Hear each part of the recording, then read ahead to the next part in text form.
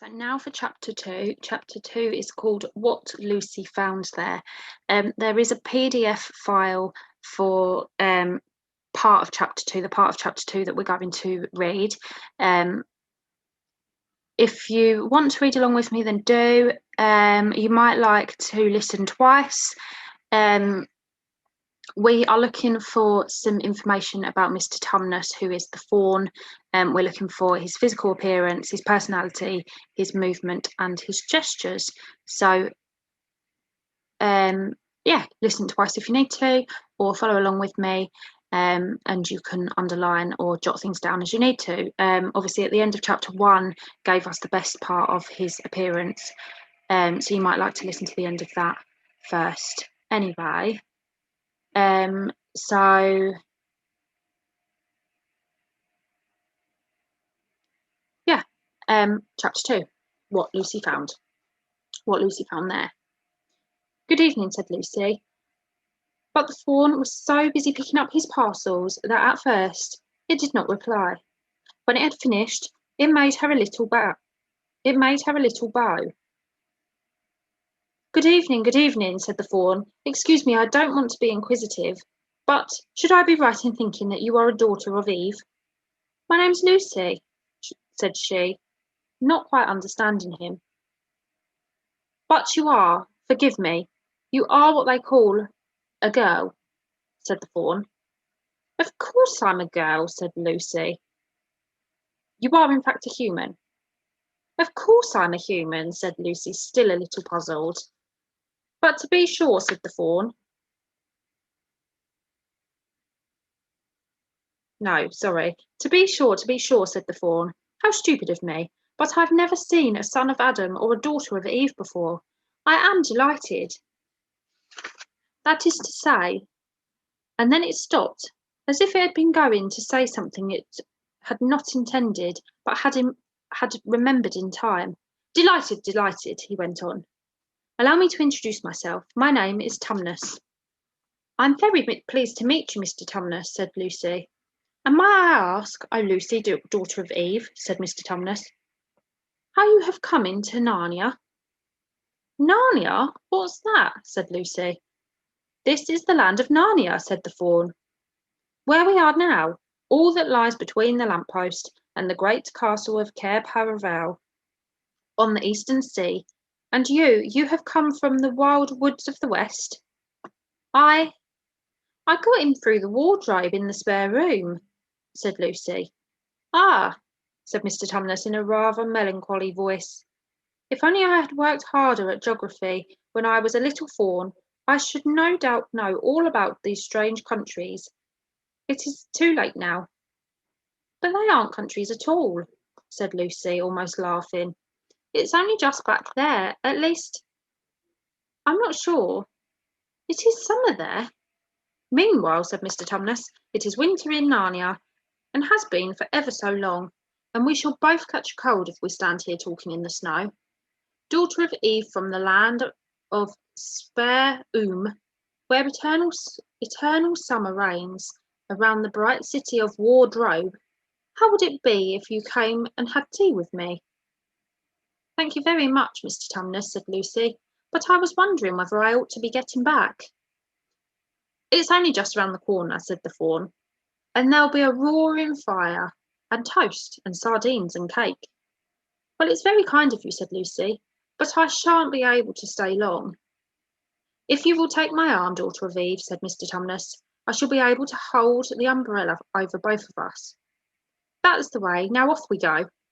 And so Lucy found herself walking through the wood arm in arm with this strange creature, as if they had known one another all their lives. They had not gone far before they came to a place where the ground became rough and there were rocks all about, and little hills up and little hills down. At the bottom of one small valley, Mr. Tumnus turned suddenly aside, as if he were going to walk straight into an unusually large rock. But at the last moment, Lucy found he was leading her into the entrance of a cave. As soon as they were inside, she found herself blinking in the light of the wood fire. Then Mr. Tumnus stooped and took a flaming piece of wood out of the fire and a neat little pair of tongs and lit a lamp. "Now we shan't be long," he said, and immediately put a kettle on. Lucy thought she had never been in a nicer place. It was a little dry, clean cave of reddish stone with a carpet on the floor and two little chairs. "One for me and one for a friend," said Mr. Tumnus, "and a table and a dresser and a mantelpiece over the fire, and above that a picture of an old faun with a grey beard." In one corner there was a door which Lucy thought must lead to Mr. Tumnus's bedroom, and on one wall was a shelf full of books. Lucy looked at these while he was setting out the tea things. They had titles like "The Life and Letters of Silenus," or "Nymphs and Their Ways or Men," "Monks and Gamekeepers," "A Study in Popular Legend," or "Is Man a Myth?" "Now, Daughter of Eve," said the faun, and really it was a wonderful tea. There was a nice brown egg, lightly boiled, for each of them, and then sardines on toast, and then buttered toast, and then toast with honey, and then sugar-topped cake. And when Lucy was tired of eating, the faun began to talk. He had wonderful tales to tell of life in the forest. He told about the midnight dances and how the nymphs who lived in the wells and the dryads who lived in the trees came out to dance with the fauns, about how long hunting parties after the milk-white stag who could give you wishes if you caught him, about feasting and treasure-seeking with the wild red dwarfs in deep mines and caverns far beneath the forest floor, and then about summer when the woods were green and the old Silenus on his fat donkey would come to visit them, and sometimes Bacchus himself, and then the streams would run with wine instead of water, and the whole forest would give itself to jollification for weeks on end. "Not that it isn't always winter now," he added gloomily. Then, to cheer himself up, he took out from its case on the dresser a strange little flute that looked as if it were made from straw, and began to play. And the tune he played made Lucy want to cry and laugh and dance and go to sleep all at the same time. It must have been hours later when she shook herself and said, "Oh, Mr. Tumnus, I'm so sorry to stop you, and I do love that tune, but really I must go home. I only meant to stay for a few minutes." "It's no good now, you know," said the faun, laying down its flute and shaking its head at her very sorrowfully. "No good?" said Lucy, jumping up and feeling rather frightened. "What do you mean?" "I've got to go home at once. The others will be wondering what has happened to me." But a moment later she asked, "Mr. Tumnus, whatever is the matter?"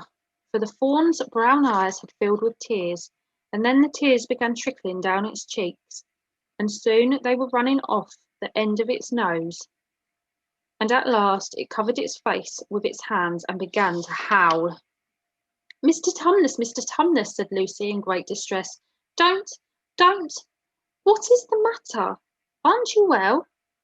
Dear Mr. Tumnus, do tell me what is wrong." But the faun continued sobbing as if his heart would break, and even when Lucy went over and put her arms around him and lent him her handkerchief, he did not stop. He merely took the handkerchief and kept using it, wringing it out with both hands whenever it got too wet to be any more use, so that presently Lucy was standing in a damp patch. "Mr. Tumnus," bawled Lucy in his ear, shaking him, "do stop it at once. You ought to be ashamed of yourself, a great big faun like you. What on earth are you crying about?" "Oh, sobbed Mr. Tumnus. "I'm crying because I'm such a bad faun." "I don't think you're a bad faun at all," said Lucy. "I think you are a very good faun. You are the nicest faun I've ever met." "Oh, you wouldn't say that if you knew," replied Mr. Tumnus between his sobs. "No, I'm a bad faun. I don't suppose there ever was a worse faun since the beginning of the world." "But what have you done?" asked Lucy. "My old father now," said Mr. Tumnus. "That's his picture over the mantelpiece. He would never have done a thing like this." "A thing like what?" said Lucy. "Like what I've done," said the Fawn. "Taken service under the White Witch. That's what I am. I'm in the pay of the White Witch." "The White Witch? Who is she?" "Why, it is she who has got all Narnia under her thumb. It's she who makes it always winter and never Christmas. Think of that." "How awful," said Lucy. "But what does she pay for you? What does she pay you for?" "That's the worst of it," said Mr. Tumnus with a deep groan. "I am a kidnapper for her. That's what I am. Look at me, daughter of Eve.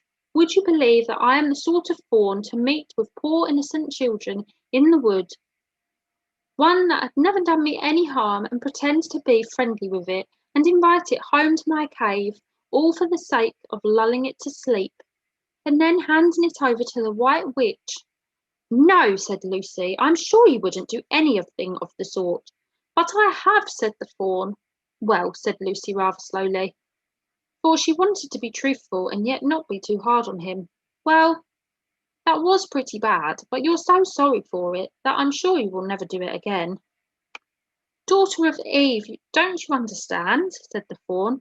"It isn't something I have done. I'm doing it now, this very moment." "What do you mean?" cried Lucy, turning very white. "You are the child," Mr. Tumnus said. "I had orders from the White Witch that if ever I saw a son of Adam or a daughter of Eve in the wood, I was to catch them and hand them over to her. And you are the first I have ever met, and I have pretended to be your friend and asked you to tea, and all the time I've been meaning to wait till you were asleep and then go and tell her." "Oh, but you won't, Mr. Tumnus," said Lucy. "You won't, will you? Indeed, you really mustn't." "And if I don't," said he, beginning to cry again, "she's sure to find out, and she'll have my tail cut off, and my horns sawn off, and my beard plucked out, and she'll wave her wand over my beautiful cloven hooves, and turn them into horrid solid hooves, like a wretched horse's.